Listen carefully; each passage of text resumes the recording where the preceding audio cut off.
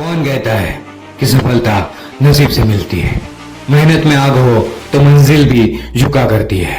सफलता पाने के लिए समझदार नहीं, पागल बनना पड़ता है। बचपन से कुछ ऐसा ही पागलपन था एक माली के बेटे में फुटबॉल को लेकर, और इसी पागलपन ने इस बंदे को क्रिस्टियानो रोनाल्डो बना दिया, जिसे दुनिया में आज वो लोग भी जानते हैं जो फुटबॉल के बारे में कुछ भी नहीं जानते हैं। जी हाँ दोस्तों, मैं बात कर रहा हूँ super human football player Cristiano Ronaldo की। यह बंदा 400 करोड़ के बंगलों में रहता है और करोड़ों की गाड़ियों में घूमता है। रोनाल्डो मैड्रिड में पले बड़े हैं, जहाँ दुकानें अब रोनाल्डो की फुटबॉल जर्सी, टोपी, मग से भरी हुई है। हवाई अड्डे पर उनकी प्रतिमा है और इसका नाम क्रिस्टियानो रोनाल्डो अंतर्राष्ट्रीय हवाई अड्डा है। लेकिन इस सक्सेस को पाने के लिए रोनाल्डो ने अपने जीवन में अनगिनत कठिनाइयों का सामना किया है। ये बहुत कम लोग जानते हैं। आज इस वीडियो में रोनाल्डो के स्ट्रगल के बारे में सुनने के बाद आप लोग भी कहोगे कि कामयाबी इस बंदे के कदम चूमे बिना रह ही नहीं सकती है। ये वो समय था जब मां मारिया चौथी बार प्रेग्नेंट थी, लेकिन परिवार जानता था कि खर्चों का प्रबंधन करना असंभव था। मारिया एबॉर्शन कराने के लिए डॉक्टर के पास गई। डॉक्टर ने इनकार कर दिया, इसलिए उसने लंबी दौड़ लगाकर और अत्यधिक बियर पीकर खुद ही एबॉर्शन करने का फैसला किया।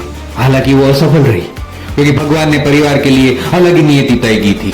5 फरवरी 1985 की सुबह पोर्टुगल में एक लीजेंड का जन्म हुआ, क्रिस्टियानो रोनाल्डो। रोनाल्डो के कोच बताते हैं, एक रात को ऑफिस की खिड़की से कुछ पेड़ों को हिलते हुए देखा। उन्हें लगा कोई मीडिया वाले छिप कर फोटो खींच रहे हैं, लेकिन बाद में उन्हें पता चला कि रोनाल्डो जंगली पेड़ों के बीच अकेले प्रैक्टिस कर रहे थे, ताकि जंगल की उबड़ खाबड़ जमीन के ऊपर प्रैक्टिस करके वो अपनी स्किल्स को और भी इंप्रूव कर सके। जब ट्रेनिंग के बाद बाकी टीममेट्स आराम करने चले जाते थे, तब भी ये बंदा प्रैक्टिस करता था।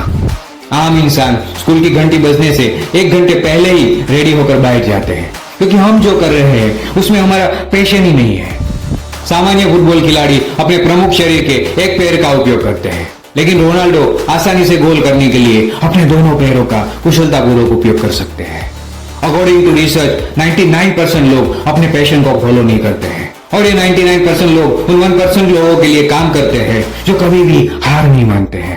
ये 99% लूजर्स लोग हमेशा हार मान लेते हैं और बहाने देते हैं कि घर वाले सपोर्ट नहीं करते हैं, पैसा नहीं है, हम पढ़े लिखे नहीं है, हमारे पास समय नहीं है, एटसेट्रा एटसेट्रा। विनर्स ऐसे हालातों में भी रास्ता खोज लेते हैं। रोनाल्डो की लाइफ में गरीबी, अच्छी शिक्षा की कमी और गंभीर हृदय रोग जैसी कई मुश्किलें आई, लेकिन वो इस बंदे का बाल भी बांका नहीं कर सकी। 12 साल की उम्र में फुटबॉल के लिए अपना घर छोड़ना पड़ा।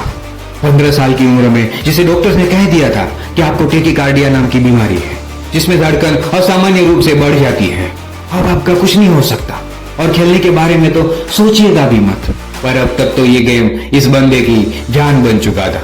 2 ऑप्शंस थे, या तो फुटबॉल छोड़ो या तो इसकी सर्जरी कर लो।